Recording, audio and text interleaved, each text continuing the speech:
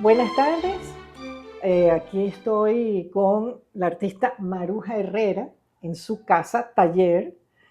Bueno, esta es una entrevista que vamos a hacer para Un Minuto con las Artes en nuestro canal de YouTube.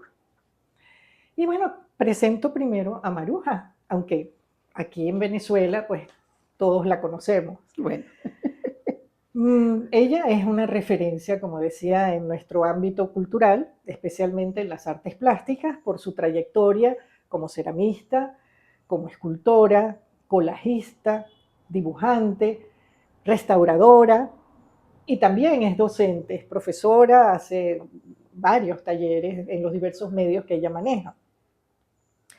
Pero también su relación con el arte viene casi en su ADN, viene de familia, porque es hija de Carlos Herrera, un destacadísimo fotógrafo que también es referencia en nuestra historia de la fotografía, y también es hija de Reina Herrera, muy conocida ceramista, maestra, y gracias también a Reina es que Maruja también es ceramista. Pero además tienes más familia ligada a las artes, porque está Mariana Monteagudo, ¿verdad? y Matías Monteagudo, mi hijo mayor, es músico. Ajá. Y Miguel Monteagudo, mi hijo menor, es diseñador. Fíjate tú que esa era la primera pregunta que te tenía, que si había otra conexión familiar en las artes que yo no conocía, y ya veo que sí. Sí, en la familia Herrera se ha dado un fenómeno muy curioso. Las nuevas generaciones o toman hacia la ciencia o toman hacia las artes. Curioso, y hay 2 o 3 artistas y bueno, hay científicos, muchos también. También. Que para mí esas 2 cosas están muy ligadas, por cierto, las ciencias y las artes. Me estás dando una pista interesante, además. Sí. Sí, bueno, lo vamos a ir viendo ahora. De hecho, mi hermana es biólogo. Sí. Y mis 3 hijos son artistas. Pues sí. Bueno. Artistas y ejercen sus profesiones. Pues. Excelente. Los 3 son licenciados y los 3 ejercen sus profesiones, viven de eso. Qué maravilla. Bueno, como ven, está en el ADN. Eso es, bueno, es una sensibilidad con la que se crece, Yo me enteré hace poco, Susana, que mi abuelo paterno, Francisco Carlos Herrera Vega, incursionó en la alfarería. También. Él era abogado de profesión, pero le gustaba la alfarería y puso un taller, puso una fábrica de vajillas, ¿no? Pero es un fracaso rotundo. ¿Ah, sí? Bueno, pero por ahí va. Sí. Increíble. Bueno, me encanta oír esto porque era una pregunta que yo tenía así como, bueno, vamos a ver si hay algo más, pero sí, evidentemente sí. Bueno, en tu excelente presentación que haces sobre tu persona en la página web, en tu página web, me encantó porque es muy bella, muy personal, muy directa, muy fresca. Y allí tú señalas que durante casi 20 años hiciste esculturas y objetos en cerámica, en la que la figura del animal era el tema protagonista, y en efecto lo pude contemplar en las imágenes de las obras. Luego decidiste dejar la cerámica e indagaste en otros medios de expresión, entre ellos pues el collage, como vemos aquí atrás, y me voy a quedar por ahora en esta experiencia con la tridimensionalidad, es decir, con la cerámica, ¿no? Y tal vez hay una pregunta que puede parecer muy obvia, pero es interesante ver cómo diferenciar una cosa de otra, y es cuando una cerámica deja de ser utilitaria, por supuesto, y se considera escultura, ¿qué es lo que hace que sea escultura? Porque sigue siendo cerámica desde el punto de vista de los materiales, de la técnica. Mira, ahí hay una eterna polémica, más no tanto entre los ceramistas, que lo tenemos bastante claro, sino entre los otros artistas, sobre todo los escultores. Una eterna discusión. Yo me acuerdo cuando yo daba clase en la Reverón, en la Armando Reverón, yo estaba en el ámbito del taller de escultura en general, ahí estaba cerámica. Pero los otros profesores de escultura decían que la cerámica no era escultura. Se lo decían a mis alumnos. Entonces, yo les decía, no, sí es escultura. Es escultura en cuanto a, tú estás haciendo una obra con la intención de que sea una escultura. O estás haciendo una obra con la intención de que sea utilitaria en cerámica, porque mucha gente cuando oye cerámica piensa en platos y en tazas y en jarras. Exacto. Y cerámica es una técnica muy amplia, muy, muy amplia. O sea que las mismas variantes técnicas sirven para la cerámica. La cerámica para... es un término, es una técnica, Okay. es una disciplina, mejor que técnica, es una disciplina. Como decir pintura. Pintura es tan amplio como cuando yo me metía en las clases de los talleres de Luis, ay, se me fue el nombre. Bueno, un profesor en la Reverón que daba una de las especialidades de pintura. Los muchachos trabajaban con telas, con hilos, con papel, con todo menos pintura. Con pigmento. Con pigmento, lo que fuera color o que expresara el color. O sea, esos son términos muy amplios, muy, muy amplios. Y podría ser la volumetría, claro, el cambio de formato, de tamaño. Pero una escultura, como decía Chillida, puede ser de este tamaño. Es verdad. Él decía que la monumentalidad no tiene que ver con el tamaño.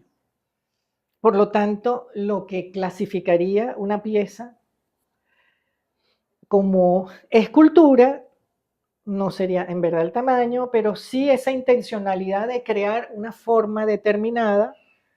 Expresar una idea en volúmenes. En volúmenes.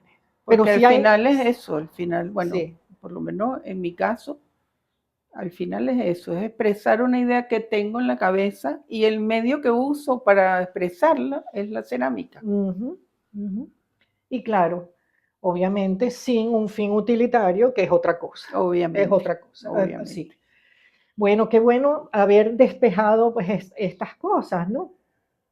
Luego, déjame ver qué más puse aquí en mi guión.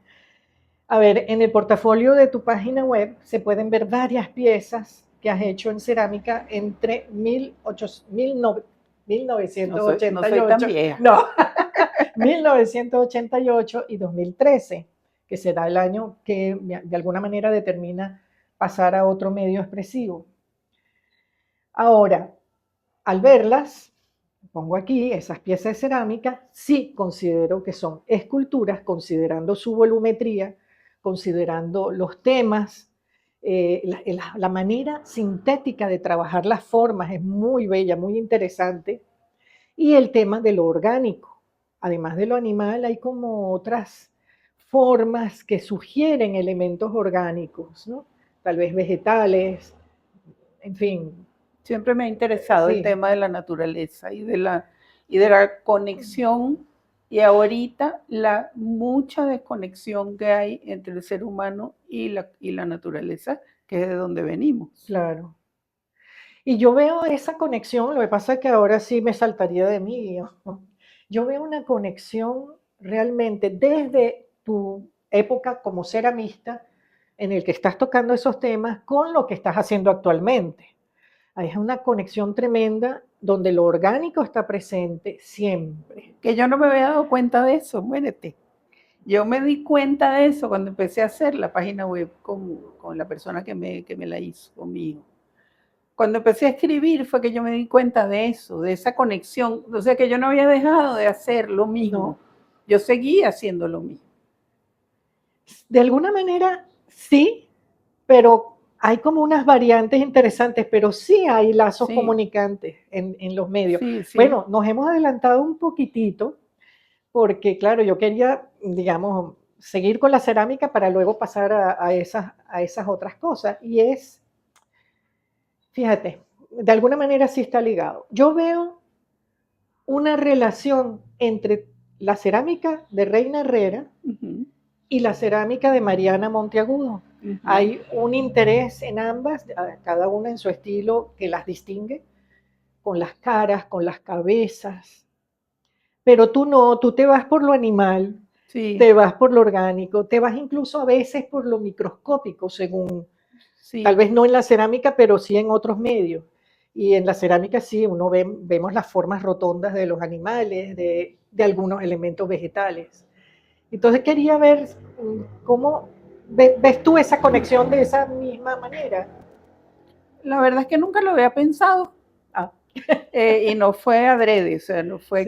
no fue que yo en ningún momento dije, no voy a hacer lo mismo que hace mi madre, no. Salió así. Salió así. Yo empecé a trabajar en la cerámica un poco de manera fortuita. Yo estudié diseño en la Neumann y me gradué en diseño gráfico, disciplina que me encantaba y me sigue encantando y me sigue ayudando porque lo que yo aprendí ahí de metodología del trabajo me sigue sirviendo todo el tiempo. Me sirvió para la cerámica, me sirvió para dar clases, me sirve ahora que estoy haciendo acuarela, la metodología. Pero cuando yo me gradué en la Neumann, no había trabajo para los diseñadores.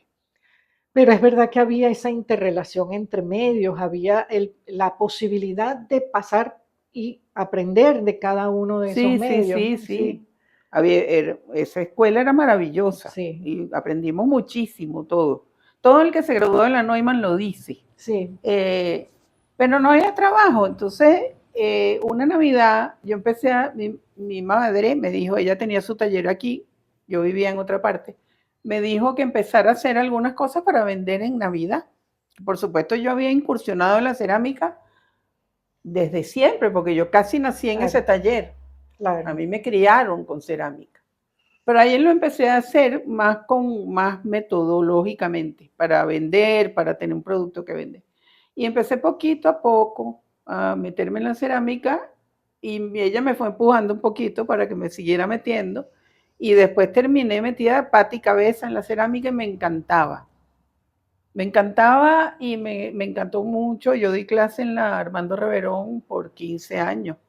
Y daba Él cerámica. daba cerámica. Sí. Daba cerámica y lo enfocaba mucho hacia el lado, no hacia el lado técnico de la cerámica, que es amplísimo. Si nos quedamos solamente con la parte técnica de la cerámica, no nos alcanzan 2 vidas.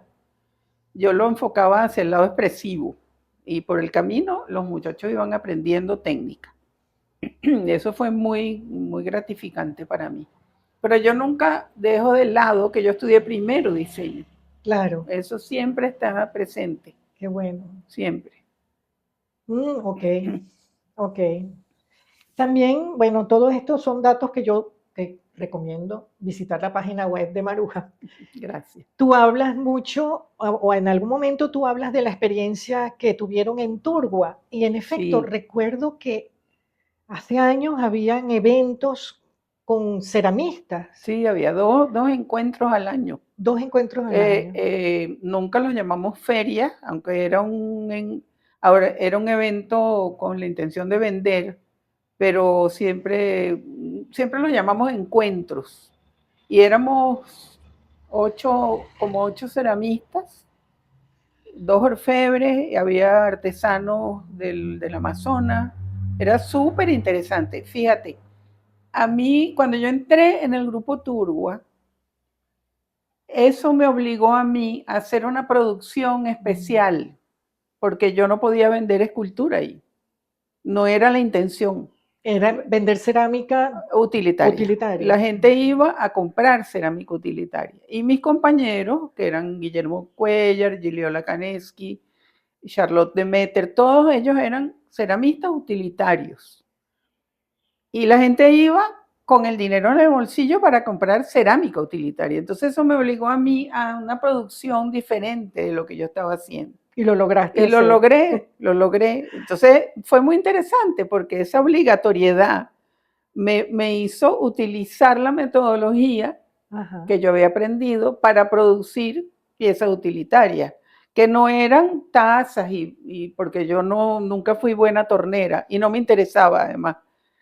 Pero sí, por ejemplo, centros de mesa, pero que fueran bellos, que fueran, que tuvieran una conexión con lo que yo hacía en la escultura, que no hubiera una desconexión total, porque no era la intención, que hubiera siempre una conexión. Y fue muy interesante. Sí, y eso se acabó. Eso se acabó cuando empezó la gente a irse del país y algunos se fueron de este mundo también. Claro. El dueño del sitio donde hacíamos los encuentros en Turgua, que es Guillermo Cuellar, se fue del país. Y entonces, bueno, eso se acabó. Claro. Ya la última etapa de los encuentros ya era bastante cuesta arriba el asunto. Sí. Bueno, aparte que creo que se convirtió en una zona, por lo menos, además eso, bien, no lo bien iba a nombrar, insegura, sí. muy peligroso. Sí, sí. De hecho, yo la última vez dije, no vuelvo más porque me parece peligroso. Sí, no, yo he tenido amigos con situaciones bien Pero fuertes. eso fue para mí, porque yo no estuve los 10 años que duró el grupo Turgua, pero estuve bastante tiempo. Estaría unos 5 años. Que es para bueno mí recordar, fue sí. fundamental esa experiencia, por eso, porque me llevó, porque yo me metí porque yo quise meterme. Y cuando dije, bueno, ya yo estoy metida en el grupo Turgua, ahora tengo que producir piezas para los encuentros. Y bueno, fue súper interesante, súper interesante. Y me imagino también la interrelación, sí, en fin, sí. la relación entre los integrantes. Y sí. nosotros hicimos una exposición aquí en la Sala Cadafe, que lamentablemente ya no existe, que fue muy bella esa exposición. Y cuando se cumplieron los 10 años del grupo Turgua, sí, fue una temporada muy interesante para mí. Muy obligante también. Sí. Bueno, entonces ahora sí paso a que conversemos sobre el collage. Has hecho varias series de collage. Aquí tenemos atrás una que tuvimos la oportunidad de exponer en el Centro de Artes Integradas, en una exposición que tuve el honor de curar de collage. Y fíjate, yo pasé perdón que te interrumpa, yo pasé de la cerámica al collage. Eso fue una decisión que tomé de un día para otro. Okay, yo no hago más cerámica. Me cansé, porque la cerámica es, como disciplina, muy exigente físicamente. Hay que cargar mucho peso. Sobre todo eso, hay que cargar peso todo el tiempo. Cargar el horno, cargar los sacos de arcilla. Es un trabajo realmente de obrero, como decía Reina Herrera. Y me cansé. Llega un momento en que uno, pues por la edad, me cansé. Y además, bueno, uno producía y no pasaba nada. Entonces dije, hasta aquí llego yo, porque ya me estaba empezando a poner triste con la cerámica. Y uno no puede permitir eso como artista, uno tiene que seguir entusiasmado. Entonces dije, yo quiero terminar con la cerámica, pero no sabía para dónde iba, no tenía idea. Además me acababa de jubilar, me quedé en un limbo. En ese interín empecé, yo tenía un grupo aquí que les daba clase, que eran amigos todos, muy chéveres. Empezamos a hacer collage, pero de manera fortuita. Y a mí me fascinó, y yo nunca había hecho collage. Y yo dije, pero ¿por qué yo nunca había hecho esto si es tan fascinante? Porque es construir una imagen con otras imágenes. Exacto. Previamente hechas. Y bueno, ahí me quedé un tiempo largo. ¿Pero sigues haciendo o también? Sí, pero ahorita estoy entusiasmada con la acuarela. Yo paso de entusiasmo en entusiasmo. Pero vamos a quedarnos en el collage porque hay algo por ahora, porque después pasaremos a las acuarelas. Me interesaba mucho porque clasificas tus series, tienen sus títulos muy bien determinados y su razón de ser muy bien, además explicado. Y los voy a leer. Hay una serie que se llama 8 pecados capitales, donde ella hace collage en torno al tema de la melancolía, la gula, la ebriedad, la avaricia, lujuria, bueno, los pecados capitales, vanidad, ira, pereza, soberbia, tristeza. Luego, entre 2018 y 2019, 2 series bellísimas. Una se llama Self In y la otra Click In. Este es Click In. Que están ahí.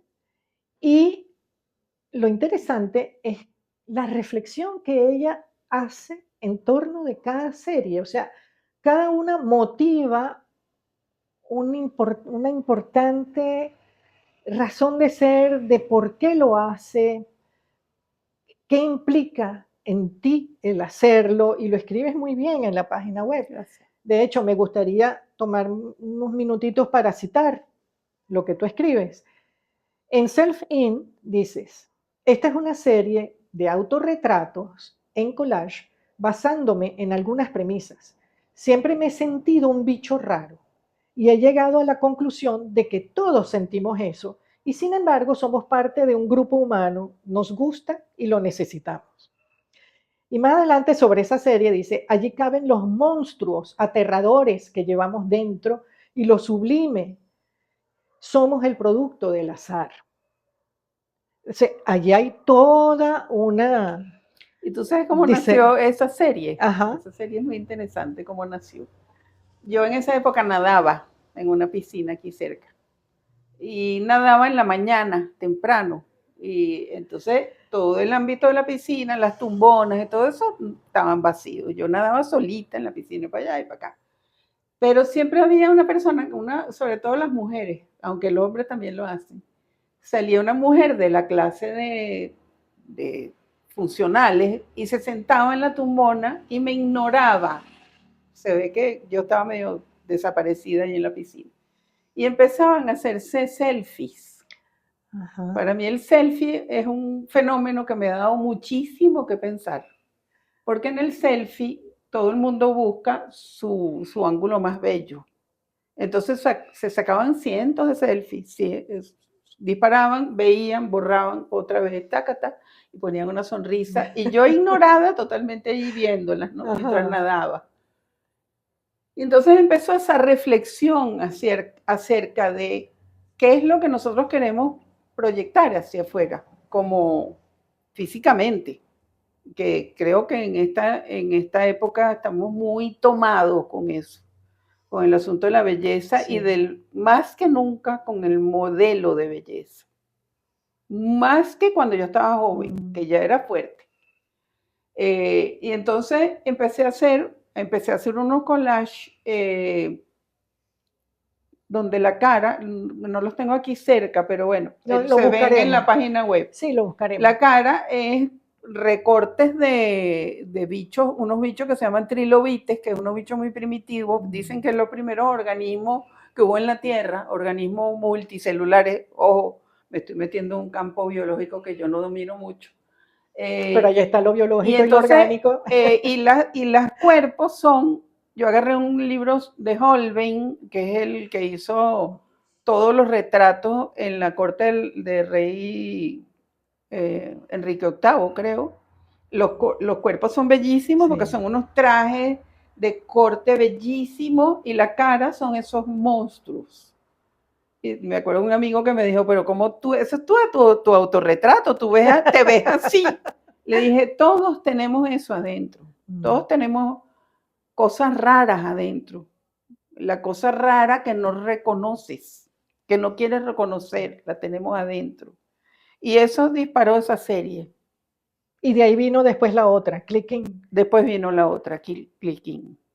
Donde sí estás tú.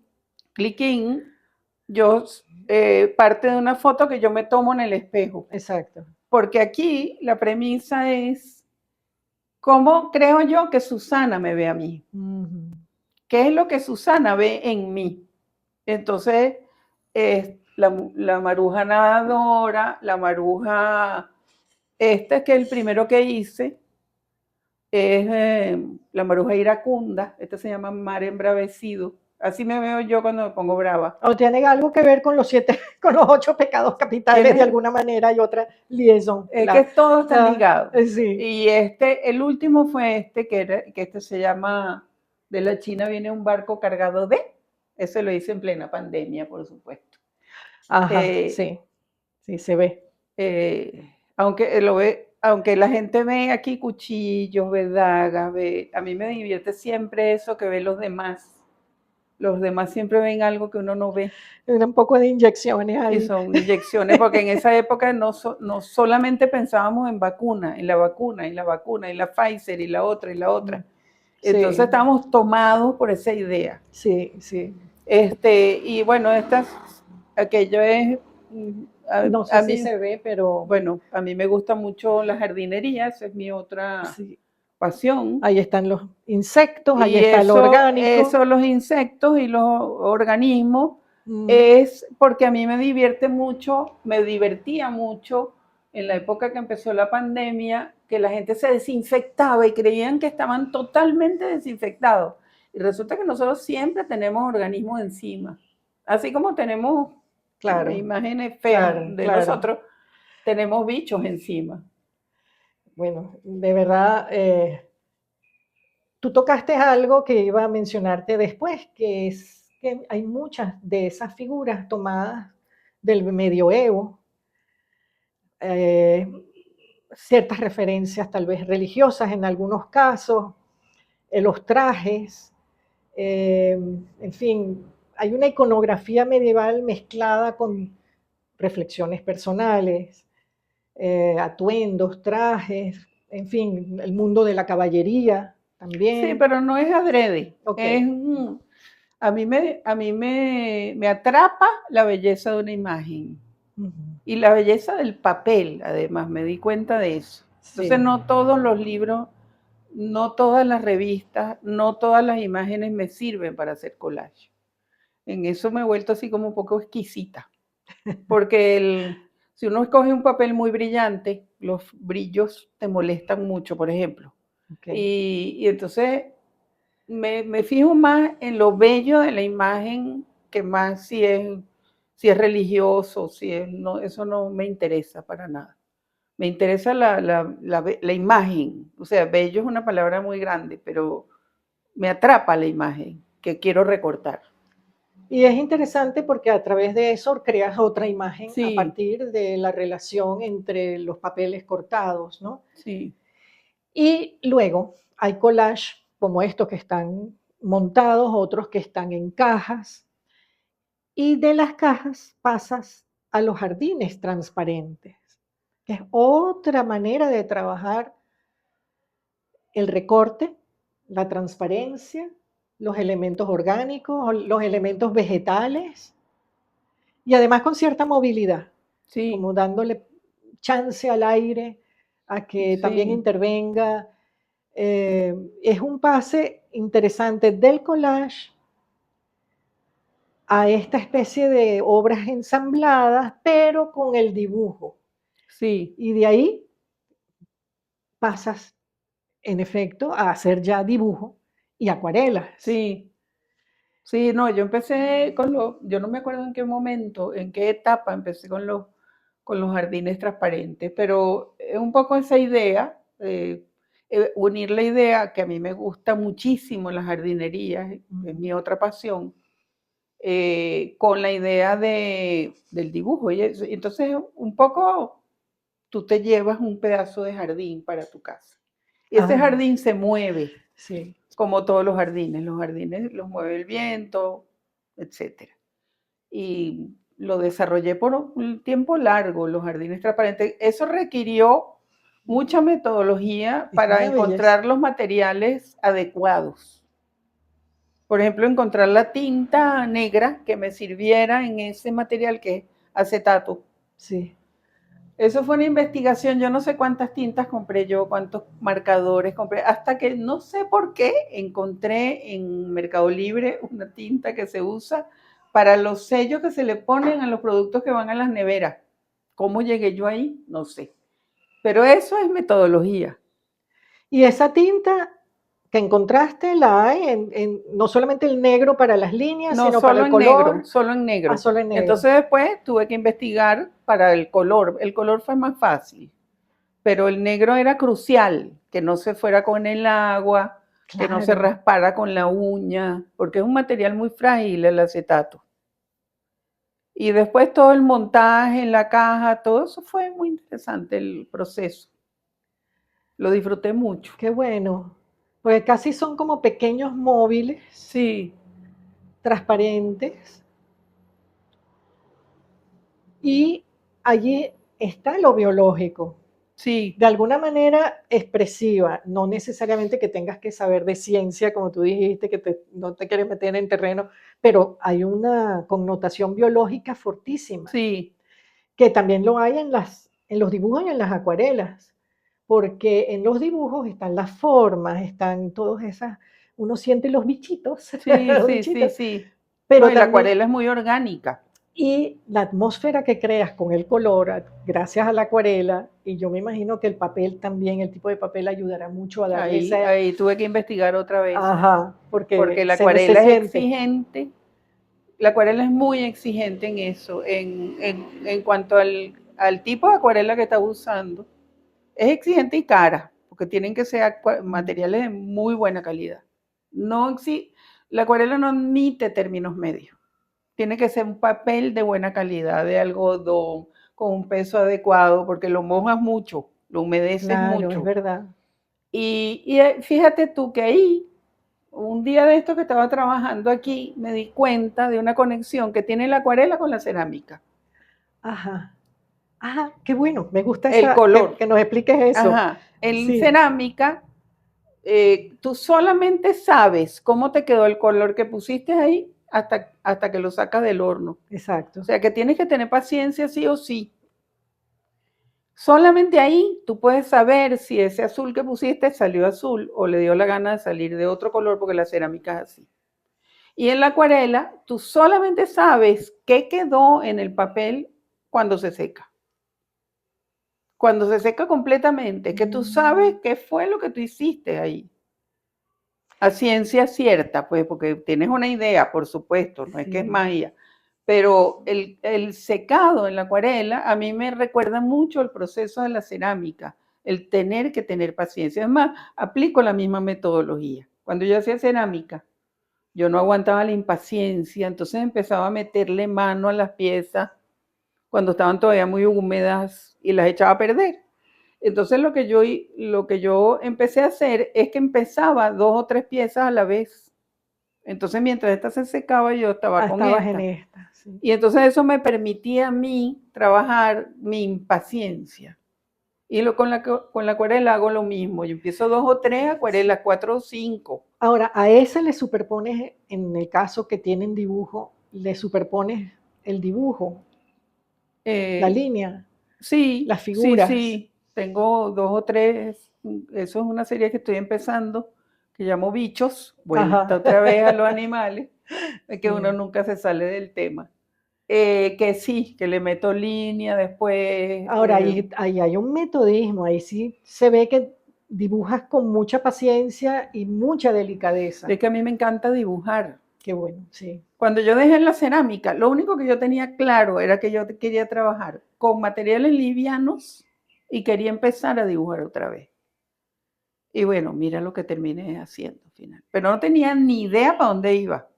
Me quedé en un limbo como de 2 años. Ahora, y como diseñadora gráfica y viendo esos dibujos y esas acuarelas, ¿no te has dado, no has tenido la inquietud de hacer ilustración para libros infantiles, Eso por era lo que ejemplo? yo quería hacer cuando me gradué. Ajá, Lo que yo quería hacer cuando me gradué en la Neumann, no me acuerdo del año, 72, 73, no me acuerdo. Yo quería ser ilustradora para libros, pero aquí no había mercado para eso.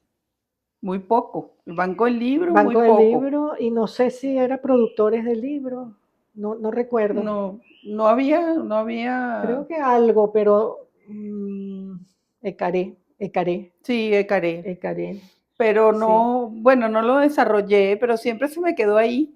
Eso es lo que a mí me fascinaba, me sigue fascinando la ilustración para libros, no solamente infantiles, sino esos libros de botánica donde no Ah, hay fotos, claro, sino que son ilustrados. sí, Eso sí. tiene una razón de ser, porque la foto no refleja totalmente lo que sí refleja un dibujo en una muestra botánica. Porque tal vez se describe mejor su estructura. Sí, es probable que eso sea así. En algunos casos, pues cuando es Sí, lineal, que sí, sería, claro, lo tuyo es creativo, absolutamente, pero pensando en algo más científico, sería más estructural, o también el color a través de la acuarela. Sí, exacto. Eso está ahí. Hablando de color, y antes de pasar al tema de la restauración, no quería dejar pasar esa anécdota que me contaste fuera de cámara, Ajá. de tu experiencia con el grupo de invidentes cuando te tocó hacer... Ajá, yo hice la acreditación por experiencia todavía era Armando Reverón, estábamos en la transición entre Armando Reverón y UNEARTE y abrieron una acreditación por experiencia. Y yo me metí porque yo quería, yo estaba a punto de jubilarme. Es más, cuando me gradué, que me pusieron la medalla, toga y birrete y todo eso, me llamaron al podio como la profesora jubilada Ana María Herrera. Y aquello se vino abajo, por supuesto. Yo me gradué con mis alumnos. Y como estaba haciendo la licenciatura, tenía que hacer sí o sí el servicio comunitario. No pude escaparme de eso. Y se lo comenté a Víctor Hugo Irazábal, que daba clase en la Armando Reverón. Él daba clase, él tenía un grupo de invidentes. Algunos eran ciegos totales y otros eran ciegos parciales, que trabajaban con sus alumnos regulares de pintura. Y él me propuso que yo hiciera el servicio comunitario dándole clase a los invidentes. Yo entré en pánico, me dio como un pánico. Sí. Yo decía, ajá, ¿cómo hago eso? No sé. Pero él me emplazó, pues me agarró un día por el pasillo y me dijo, mañana empezamos. Y yo, mañana, bueno. Fue una de las experiencias más maravillosas que yo he tenido en mi vida. El entusiasmo de esa gente, la cantidad de piezas que produjeron. Bueno, fue maravilloso. Un día que sudé mucho porque no sabía cómo hacer, es el día que les expliqué el color en la cerámica a los invidentes. No me pregunten qué dije yo. ¿Y entendieron? Bueno, obviamente sí, obviamente sí, porque hicieron cosas maravillosas. O sea, no le tuvieron miedo al color, que era lo que yo tenía un y poco de alguna manera intuyeron que trabajaban con el azul, con el rojo. Preguntaban, este que tengo aquí, ¿qué es? ¿Qué color es? Entonces yo le decía, ese te va a salir, porque siempre los ceramistas decimos así, te va a salir del horno marrón o azul o amarillo, porque lo que tú tienes delante, claro, ellos no lo veían. Claro. Pero los alumnos que yo tuve de pintura, pues yo daba una complementaria. Yo tenía alumnos de pintura, de escultura, de medio mito, todo. Los alumnos que yo tenía de pintura siempre se enredaban todos porque yo les ponía delante un frasco con un líquido gris y les decía, eso te va a quedar azul cobalto. Y entonces no lo entendían, por supuesto. ¿Aplicado a la cerámica? Aplicado a la cerámica. Eso lo vas a ver cuando salga la pieza del horno. Entonces yo siempre hacer una quema muy rápido. Cuando empezábamos el semestre, yo hacía lo posible para que la primera quema fuera muy rápido, de manera que ellos vieran el resultado de color y lo entendieran. Pero ¿cómo hacía yo eso con invidentes? Claro. Pero ellos no se les enfrió el guarapo, ellos esmaltaron su pieza, hicieron cantidades enormes de piezas. Terminamos amigos para siempre, cantando al final, porque uno de ellos cantaba, tocaba guitarra. Fue divina esa experiencia. Fue realmente una de las experiencias enriquecedoras de mi vida. Además, yo los veía y decía, ¿de qué se quejará uno? Que uno tiene sus dos ojos y uno ve por dónde camina. Claro. Y ellos con ese entusiasmo siempre llegaban puntuales a trabajar. Fue muy, muy, muy interesante esa experiencia. Yo creo que yo nunca se lo he dicho a Víctor Hugo, pero bueno, lo va a oír aquí. Lo va a oír. Bueno, bonito, bonito, realmente. Ahora bien, tu experiencia con la cerámica no terminó del todo porque tú haces restauración. Sí.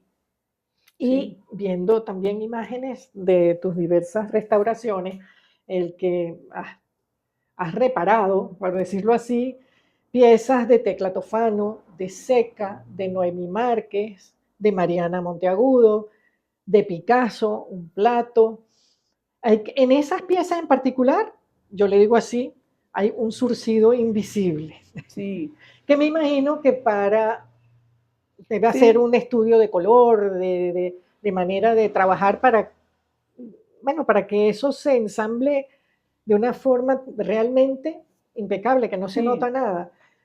¿Y cuándo se decide hacer el kintsugi? Que sería más bien mostrar el daño y empatar con oro. Fíjate, hay una problemática en la restauración. Cuando te llega una pieza de porcelana blanca, eso es prácticamente imposible restaurar. Ajá. Porque conseguir un blanco igual a otro es prácticamente imposible. En esa pieza de Picasso que yo publiqué en la página web, sí, eso fue suerte, pero suerte de la más pura. Que yo conseguí un material que era exactamente el mismo color de la pieza. Pero eso fue suerte. Y es mucha suerte porque tal vez el tiempo también Sí, puede yo, hacer exacto, que variaciones. cambie. Es más, yo se lo dije a la clienta. Le dije, Sí. mira, te puede pasar que con el tiempo esto se ponga amarillo y cambie de color. Pero ella lo aceptó. Yo siempre se lo digo a los clientes. Sí.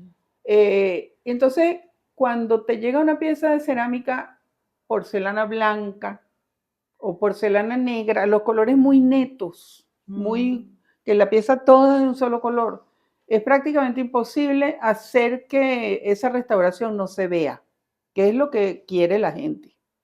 Porque la restauración puede ser la restauración tipo museo, que es una restauración que debe ser reversible y que se debe ver. Esa es una restauración como la hacen en los museos. Pero la gente cuando me trae una pieza para acá, que es su pieza dorada, que se le rompió, que la rompió el gato, lo que quiere es que yo se la devuelva igualita como antes, o lo más parecida posible. Sí. Y eso en el caso de la porcelana blanca, sobre todo, es muy difícil. Entonces apareció el kintsugi en mi vida y yo ya hice una restauración así. La clienta me la pidió, es más, pidió expresamente que se le hiciera con esa técnica.